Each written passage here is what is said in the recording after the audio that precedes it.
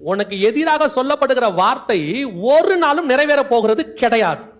உன்னை ஒழிப்பேன், அழிப்பேன், ஒழிச்சிருவேன், கட்டுக்க, அது பண்றேன், இது பண்றேன், எவன் வேணாலும் என்ன வேணாலும் சொல்லட்டும். சொன்னது ஏசபேல், அதனால அது நடக்க போகிறது கிடையாது. ஆனால் உனக்கு வாக்கு பண்ணுகிறவர் கர்த்தர்.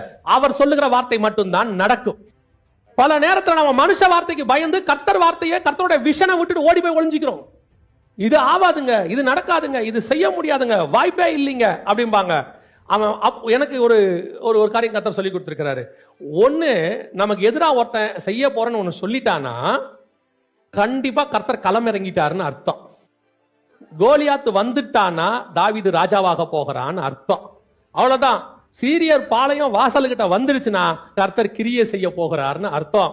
லாசரு செத்துட்டானா கர்த்தர் எழுப்ப போறாருன்னு அர்த்தம். உனக்கு விரோதமா ஒருத்தன் பேசிட்டானா கர்த்தர் கிரியை செய்ய போறாருன்னு அர்த்தம். அப்படிதான் எடுத்துக்கணும். நம்ம எதை எடுத்துக்கிறோம்? ஏசபேல் பேசுறது எடுத்துக்கிறோம். ஏசபேல் என்ன சொன்னா? 24 hours டைம். நீ சொல்லி 40 நாள் ஆயிப்போச்சு போன்றோம். நீ உன் கணக்குப்படி 24 மணி நேரத்தில் தடை எடுக்கணும்னா உன் தேவர்கள் அதுக்கு சரியா செய்வாங்க தானே? நீ எடுக்கல, உன் தேவர்கள் உனக்கு செய்யட்டும் போ. என் தேவன் எனக்கு செய்யறத பாரு. அதுதான் இங்க கண்மலைக்குள்ள வந்து நிறைய பேர் இப்ப பதுங்கிட்டு உட்காந்துருக்கு. பல நேரங்களில் கர்த்தர் உங்களுக்கு விஷன் வச்சிருக்கிறார், தரிசனம் வச்சிருக்கிறார். எதிர்கால பயம், எதை பத்தின சில காரியங்களை குறித்த பயம் கொண்டு போய் ஒரு சேஃப் ஜோன்ல உட்காந்துக்கிறது. பல கூட்டம் அப்படி உட்காந்துட்டு இருக்கு. சேஃப் ஜோன் கொஞ்சம் கூட ரிஸ்க் எடுக்காது, யோசிக்காது. ஒரு விஷயத்தை மட்டும் நல்லா தெரிஞ்சுக்கொள்ளுங்க. தண்ணி மேல நடக்கணும்னு கர்த்தர் சொல்லிட்டாருன்னா தைரியமா இறங்கி நடங்க.